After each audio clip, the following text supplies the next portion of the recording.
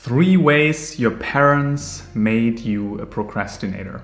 And there is a way to let go of procrastination, but you need to know your psychological root cause of how this is happening and where this is coming from. And often, not always, but very, very often, I see this having the origin in people's childhood. So let's understand this a little closer. And there are 3 different ways I see most commonly. And if we figure out which one it is, then we can start working on that. And that's the point and the biggest leverage of working.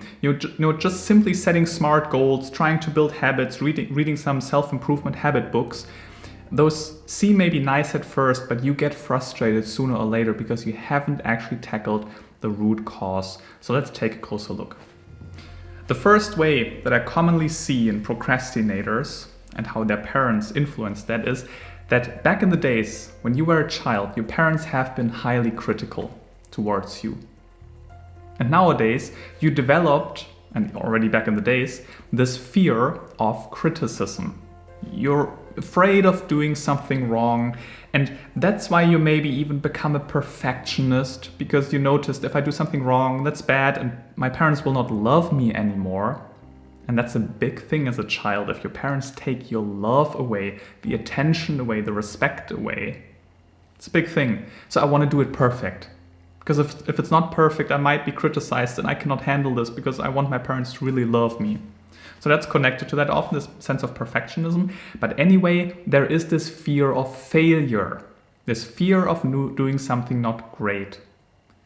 And that brings a lot of stress up within you. And stress leads to procrastination. So you don't want to fail because you know maybe then I will get criticized and there are massive consequences to that. So maybe let me procrastinate it a little bit. Let me not even try just yet because it stresses me so much. And this is why you procrastinate. I'm just talking to a client these days, and what she often also had, her parents also have been very critical, but also if she said something, they often used that against her. So she always had to be careful what to say and also what to do. And she learned, if I simply do nothing, I don't get criticized that often. If I just withdraw, don't get criticized. And that's why she often also procrastinates nowadays in running her business. Like, let me not do it because then I don't fail, then I don't see that there are not as many clients coming in as I wanted.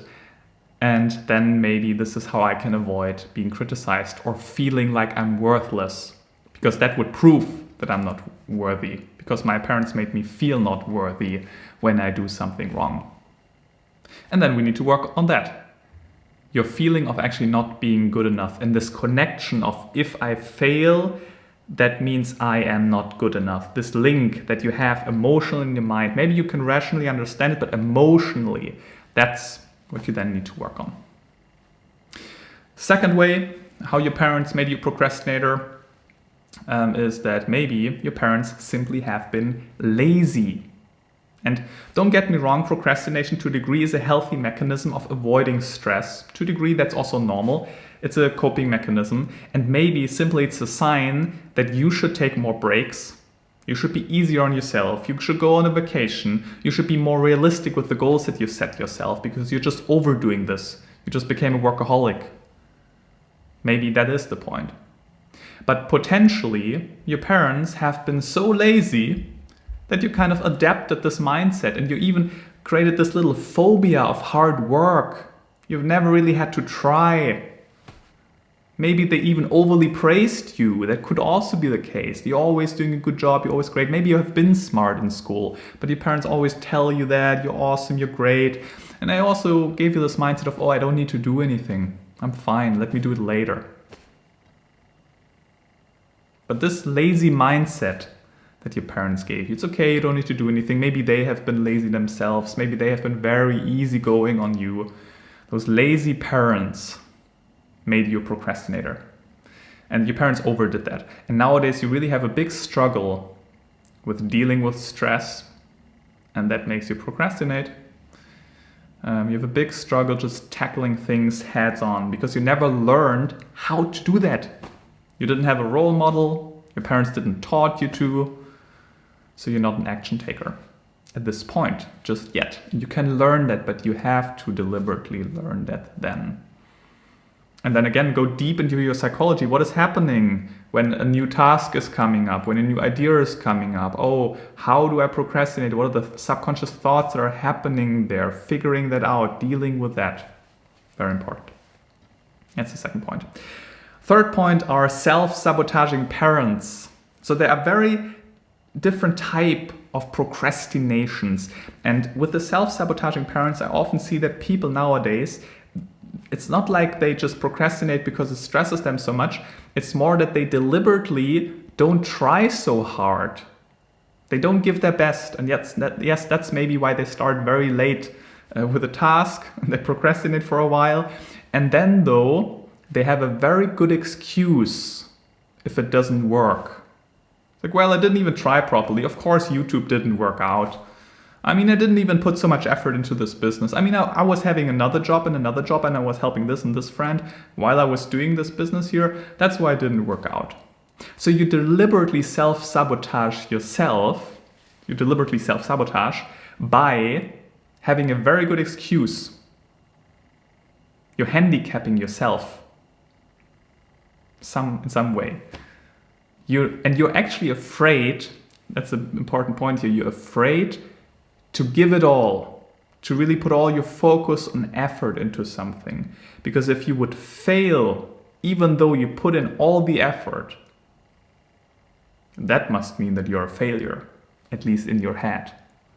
And you're afraid to give it all and then fail. And that's why you never give it all. You maybe give like 50%, maybe even less. And then you have a good reason and excuse why it didn't work. It's not because of you, it's because of I didn't give it all, it's because of this and this and that. And maybe your parents have been like that as well. Maybe your parents often had excuses. Maybe others are responsible, the politicians, the people up there. Or maybe they had other excuses, just as you right now saying like, oh, I didn't put enough effort into it or whatever.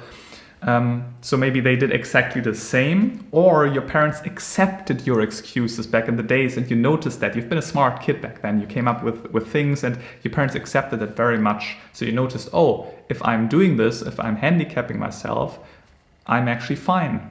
People then love me nevertheless, even though I fail, because I have good reasons for that. And then nowadays you procrastinate. But again, actually, just with the first point, your critical parents, just with that one right here, you're afraid of failure. Because if you give it all and then fail, you cannot handle that. And that's the struggle. And those are three different ways how your parents actually shaped you in some way. We don't want to play the victim role here. We just want to understand the dynamics you had back in the days, and then we can work on that.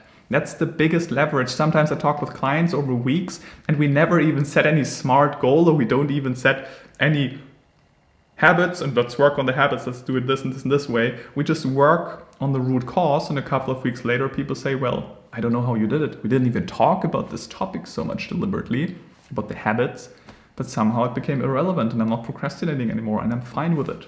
It's because of the root cause. And yes, all those habit insights, those tangible, superficial tips and tricks, they are helpful, but this is like the last 5 or 10%. That we can also talk about, and that's important, but it's just the last 5 or 10%. That's not the key of what is actually bringing you letting go of the procrastination. I mean, you probably tried already a lot of things, like habit trackers, some gadgets here and there, some insights here and there, but it didn't really work long term. It's because there is another leverage, which is probably in your childhood. If you want to work on that, if you want to figure this out, maybe one of those ways resonated a lot. Maybe you said, oh, none of them resonates, but I feel like something is there. Let's figure this out together. And you can actually book a call. There's a link below this video. Just schedule a call with me. It's a free personal conversation. We will also create a custom strategy, how letting go of procrastination for you would look like, based on your personality, based on your situation. And this will be for free. That will be super valuable.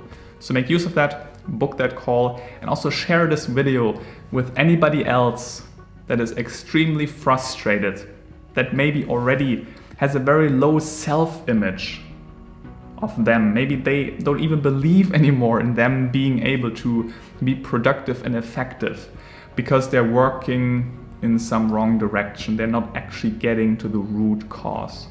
Send it around to them. Maybe this video is already a game changer for their perspective and things are starting to shift. All right, I'll see you around. Have a good day.